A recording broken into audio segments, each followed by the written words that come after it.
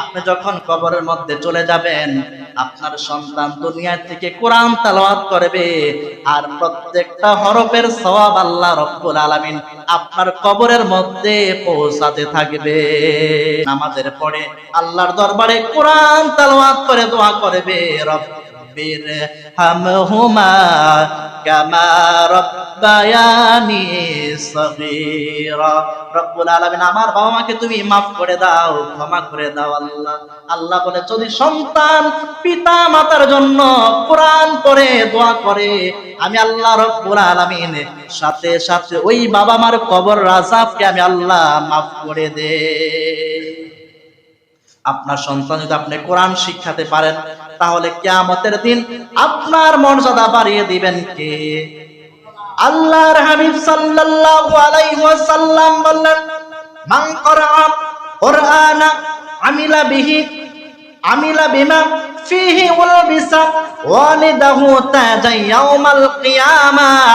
কিয়ামতের মুসিবতের সময়, কঠিন দিনে যখন আপনার পরিচয় কেউ দিবে না, স্ত্রী স্বামীকে চিনবে না, স্বামী স্ত্রীকে পরিচয় দিবে না, সন্তান বাবাকে চিনবে না, মেয়ে মাকে চিনবে না, ওই কিয়ামতের মুসিবতের সময় যখন আপনি পেরেশান থাকবেন, আপনার যারা কোরআনের হাফেজের বাবা হবে, যারা দুনিয়ার জমিনের মধ্যে তাদের সন্তানগুলোকে কোরআন শিক্ষা দিতে পারবে, যারা কোরআন শিখবে, আল্লাহ রাসূল সাল্লাল্লাহু আলাইহি ওয়াসাল্লাম বললেন, কিয়ামতের ময়দানে তাদের মাথার মধ্যে আল্লাহ রাব্বুল আলামিন নূরের মুকুট পরিয়ে দিবে। তাদের নূরের মুকুট থেকে আলোটা কেমন হবে? সূর্যের জ্যোতি ফেল হয়ে যাবে, এত আলো হবে। অন্য অন্য মানুষগুলো বলবে, রব্বুল আলামিনের লোকগুলো কারা? তাদের মাথার মধ্যে এত নূরের মুকুট পরানো হলো। ফেরেশতারা বলবে, আল্লাহর বান্দা, তারা হচ্ছে দুনিয়ার জীবনে তাদের সন্তানদেরকে কোরআন শিখিয়েছিল, কোরআন পড়িয়েছিল, এই জন্য সন্তানের কারণে আল্লাহ রাব্বুল আলামিন তারা বাবা মার মাথার মধ্যে আজকে নূরের তাজ পরিয়ে দিয়েছে। এখন আমরা নিজেরাও কোরআন পড়তে পারি না, সন্তানদেরকে আমরা কোরআনটা শিক্ষা দিতে পারি না। এই জন্য দেখা যায় বাবা মা মারা যাওয়ার পরে, বাবা মার মৃত্যুর পরে কেমন করে বাবা মার জানাজার নামাজের ইমামতিটা করতে হয়, অধিকাংশ বাবার সন্তান, অধিকাংশ মায়ের সন্তান সেটা জানে। কেমন করে বাবার জানাজার নামাজ পড়তে হবে, বাবা মার জানাজার নামাজের ইমামতি করতে যে বোবার মতো দাঁড়িয়ে থাকে। অনেকে তো জানাজার নামাজ পড়তে যে ঈদের নামাজের লগে মিলিয়ে লাই, কোনটা ঈদের নামাজ কোনটা জানাজার নামাজ অনেক যুবকরা, অনেক মানুষেরা বলতেই পারতো না। তার কারণ হচ্ছে সন্তান বাবা মা মারা যাওয়ার পরে কেমনি করে বাবা মার কবরের কিনারে যে দোয়া করতে হয়, অনেক সন্তান জানে না। তার জন্য সন্তান দায়ী নয়, তার জন্য প্রত্যেকটি গার্ডিয়ান, প্রত্যেকটি বাবা মা কাল কিয়ামতের ময়দানে আল্লাহর আদালতে দাঁড়িয়ে আপনাকে জবাব দিতে হবে। সন্তান আল্লাহর আদালতে দাঁড়িয়ে বলবে, রব্বুল আলামিন, আমার বাবা আমাকে, আমার মা আমাকে, আমি যদি স্কুলে না যেতাম, ভালো রেজাল্ট না করলে পরীক্ষায় আমার রেজাল্ট খারাপ হলে আমাকে মার দিত, আমাকে শাসন করত রব্বুল আলামিন। কিন্তু আমার বাবা আমার মা কোনোদিন কোরআন পড়ার জন্য, কোরআন শিখার জন্য কোনোদিন আমাকে একটা ধমক দেয় না। রব্বুল আলামিন যদি আমার বাবা মা আমাকে কোরআন শিখার জন্য একটা থাপ্পড় দিত, একটা মার দিত, তাহলে আমি আজকে কোরআনে মূর্খ থাকতাম না, আমি আজকে কোরআনের শিক্ষায় শিক্ষিত হয়ে যেতাম। আজ কিয়ামতের ময়দানে আপনার আদালতে আমি দাঁড়াতে হতো না। রব্বুল আলামিন তার জন্য আমার বাবা মা দায়ী, আমার বাবা মাকে আপনি শাস্তি দেন। আপনার সন্তান আদর করতেছেন, এই সন্তানের কিয়ামতের ময়দানে আপনার বিরুদ্ধে সাক্ষ্য দিবে যে আল্লাহ আমার দোষ। প্রত্যেকটি বাবা মাকে ধরবে কিয়ামতের ময়দানে যে কেন আপনার সন্তানকে আপনি কোরআনটা শিক্ষা দিলেন।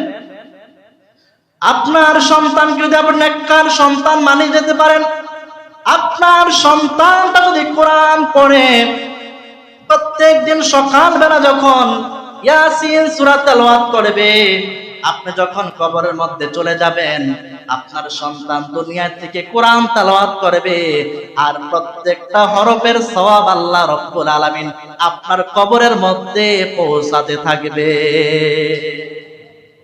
জাননা একটা সন্তানকে কোরআন শিখাবে। অনেক তো ইংলিশ অঙ্ক সবই শিখাইলেন, একটু কোরআনটা কি শিখাইতে পারেন না? কি জবাব দিবেন আল্লাহর দরবারে দাঁড়িয়ে?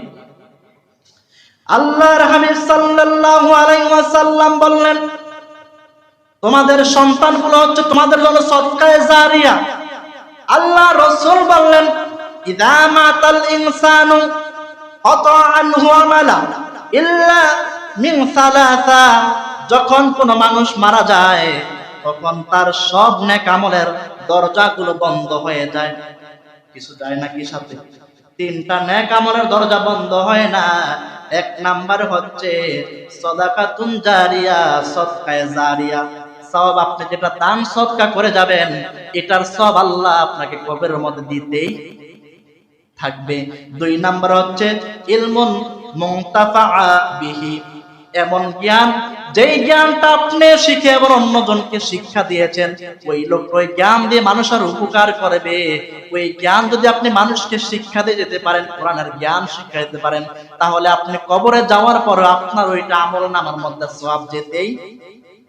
তিন নাম্বার হচ্ছে আওয়ালাদিন সালিহ ইয়াদউ লাহু, এমন নেককার সন্তান রেখে যাও যেই সন্তান বাবা মার মৃত্যুর পরে বাবা মার কবরের মধ্যে দাঁড়িয়ে দাঁড়িয়ে, কবরের কিনারে দাঁড়িয়ে দাঁড়িয়ে নামাজের পরে আল্লাহর দরবারে কোরআন তেলাওয়াত করে দোয়া করবে, রব্বির হামহুমা কামা রব্বায়ানি সগীরা।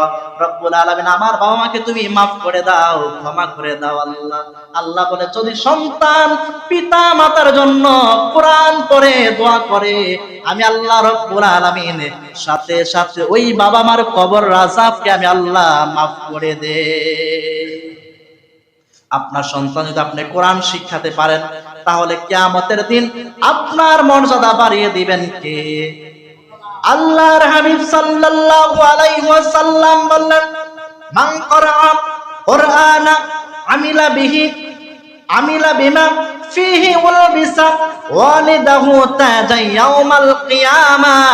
কিয়ামতের মুসিবতের সময়, কঠিন দিনে, যখন আপনার পরিচয় কেউ দিবে না, স্ত্রী স্বামীকে চিনবে না, স্বামী স্ত্রীকে পরিচয় দিবে না, সন্তান বাবাকে চিনবে না, মেয়ে মাকে চিনবে না, ওই কিয়ামতের মুসিবতের সময় যখন আপনি পেরেশান থাকবেন, আপনার যারা কোরআনের হাফেজের বাবা হবে, যারা দুনিয়ার জমিনের মধ্যে তাদের সন্তানগুলোকে কোরআন শিক্ষা দিতে পারবে, যারা কোরআন শিখবে, আল্লাহ রাসূল সাল্লাল্লাহু আলাইহি ওয়াসাল্লাম বললেন, কিয়ামতের ময়দানে তাদের মাথার মধ্যে আল্লাহ রাব্বুল আলামিন নূরের মুকুট পরিয়ে দিবে। তাদের নূরের মুকুট থেকে আলোটা কেমন হবে? সূর্যের জ্যোতি ফেল হয়ে যাবে, এত আলো হবে। অন্য অন্য মানুষগুলো বলবে, রব্বুল আলামিনের লোকগুলো কারা? তাদের মাথার মধ্যে এত নূরের মুকুট পরানো হলো। ফেরেশতারা বলবে, আল্লাহর বান্দা, তারা হচ্ছে দুনিয়ার জীবনে তাদের সন্তানদেরকে কোরআন শিখিয়েছিল, কোরআন পড়িয়েছিল, এই জন্য সন্তানের কারণে আল্লাহ রাব্বুল আলামিন তার বাবা মার মাথার মধ্যে আজকে নূরের তাজ পরিয়ে দিয়েছে। তাহলে এক নম্বরে কোরআন আমাদের জন্য ফরজ করেছেন কে? শিখতে। এই কোরআন আমাদেরকে পড়তেই হবে, কোরআন আপনাকে জানতেই। দুই নাম্বার হচ্ছে সালাত বিশুদ্ধ করার জন্য। আপনি যদি চান আপনার নামাজটা সহি শুদ্ধভাবে হবে, তাহলে আপনার কোরআন শিখতে হবে কিনা বলুন? নামাজ আপনি সহি করে পড়ার জন্য আপনার কোরআনটা শিখতেই হবে। তিন নাম্বার হচ্ছে নিজে কোরআন শিখে মানুষের মাঝে আপনি কোরআনের দাওয়াত দিতে হবে, এই জন্য আপনাকে কোরআন শিখতে হবে। আল্লাহ রসুল কি নিজে কোরআন শিখেছে, একা একা আমল করেছেন নাকি? রসুল নিজে কোরআন শিখেছেন, মানুষদেরকে কোরআনের দাওয়াত দিয়েছেন।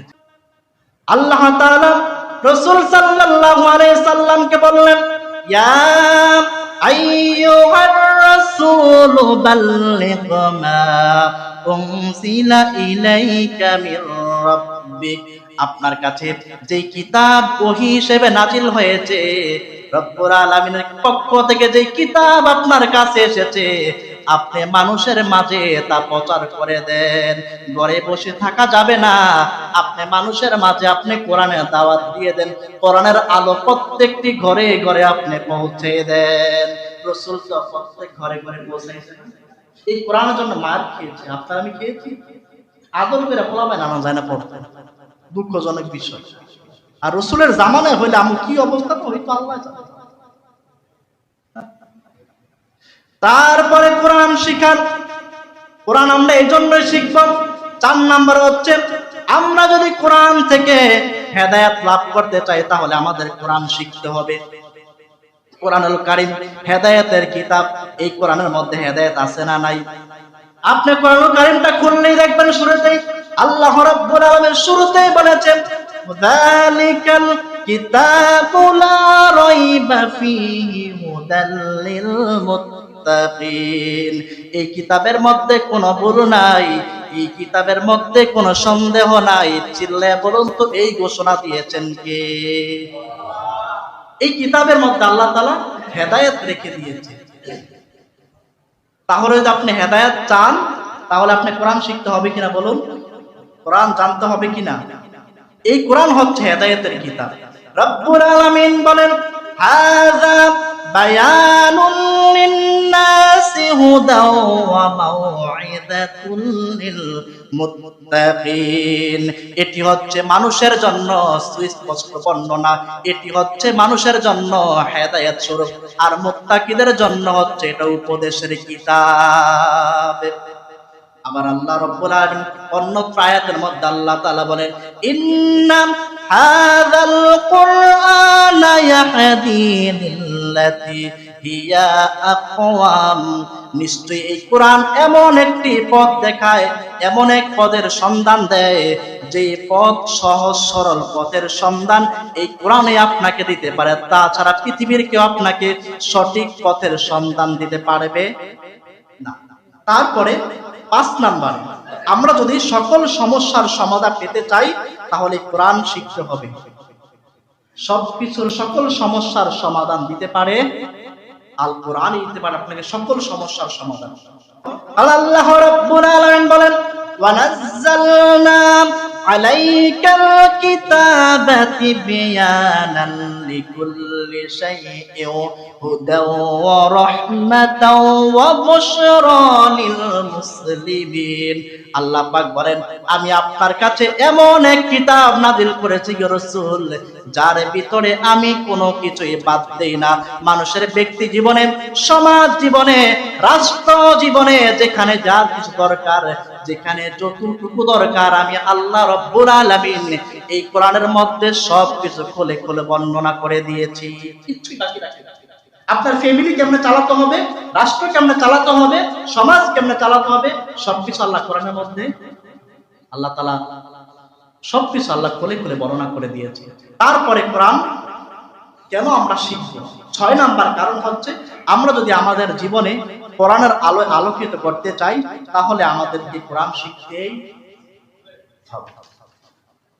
এবার আমরা শুনবো আলোচনার 3য় পর্যায়ে, দ্বিতীয় শেষ কিন্তু কোরআন শিখার উপকারিতা, কোরআন আমরা কেন শিখব। এবার আমরা শিখবো হচ্ছে এই কোরআন যদি আমরা না শিখি, এই কোরআন যদি আমরা না বুঝি তাহলে আমাদের জন্য আল্লাহ তাআলা কি ভয়ঙ্কর শাস্তি রেখে দিয়েছে। আমি আপনি যদি এই 40-50 বছর 60 বছর হায়াতে ব্যক্তি জীবনে যদি আমি আপনি সব কিছু বুঝলাম, সব জানলাম, কোরআনটা জানলাম না, কোরআনটা শিখলাম না, তাহলে আমার আপনার জন্য আল্লাহ তাআলা কি কি লানত রেখে দিয়েছে, কি কি শাস্তি আপনার জন্য রেখে অপেক্ষা করছে। আমরা ওইরকম আজকে 9টা শুনবো। কয়টা? 9টা। এখন আমরা শুনবো কোরআন না শিখলে আপনার